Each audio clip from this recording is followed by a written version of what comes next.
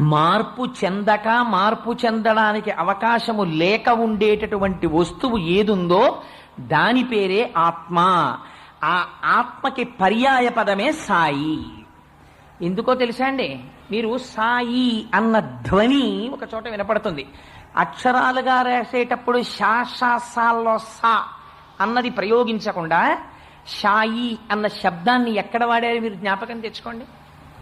ఊర్ధ్వమూలమధశాయి అంది వేదం.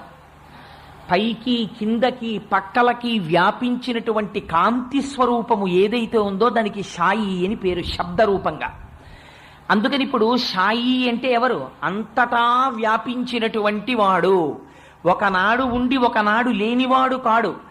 ఎప్పుడూ కాలమునకు దేశమునకు లొంగనివాడై సర్వకాలముల యందు సర్వత్ర వ్యాపించిన వాడెవడున్నారో వారికి షాయి అని పేరు. మీరు మరొక